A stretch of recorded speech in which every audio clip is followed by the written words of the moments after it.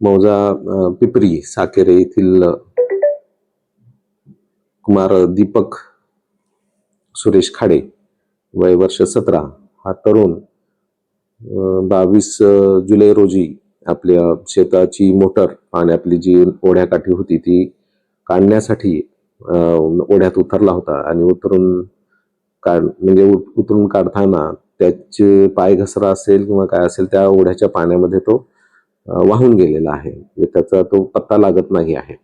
वाहून गेल्यामुळे त्याचं शोध कार्य आतापर्यंत आपण चालू आहे. म्हणजे आज साधारणतः 5वा दिवस आहे. रोज आपण त्याच्या बाबतीत बेपत्ता तरुण आपले जे आहेत दीपक यांच्या शोध मोहिमेसाठी NDRF टीमला पाचारण केलेलं होतं.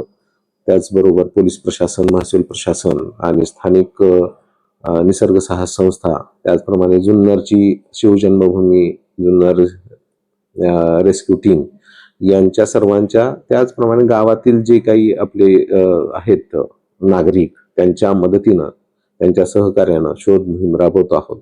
सध्या वरच्या पट्ट्यामध्ये पावसाचं पाणी जास्त आहे, पावसाचं प्रमाण खूप आहे. त्यामुळे नदी नाल्यांना मोठ्या प्रमाणात पूर आलेला आहे आणि पाण्याचा फ्लो पण खूप आहे. त्यामुळं याचा शोध घेण्यामध्ये नॅचरली अडथळे निर्माण यायला लागले आहेत. तरी आपण प्रशासन ह्याचा शोध घेण्यासाठी सर्वतोपरी प्रयत्न करत आहेत. काल आपण ड्रोनच्या सहाय्यानं सुद्धा शोध घेण्याचा प्रयत्न केलेला आहे.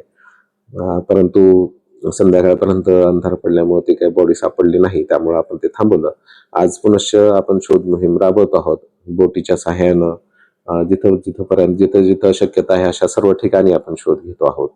आणि हा जो फ्लो आहे तो वरतून पिंपरीच्या ज्या ओढ्याचा आहे तो पिंपरी खाली आंबेगाव, दिगद वगैरे ह्या ज्या गाव आहेत, ह्या सर्व जे लगतचे आहेत, ह्या फ्लोच्या लगतचे, प्रवाहाच्या लगतची जेवढी काही गावं आहेत त्या सर्व गावातील आपण पोलीस पाटील असतील, गावकरी असतील, सरपंच असतील, ह्या सर्वांना आपण विनंती केली आहे की हा वाहून आलेला असेल किंवा काही आपल्या निदर्शनास आला असेल तर ते आम्हाला तात्काळ कळवावं.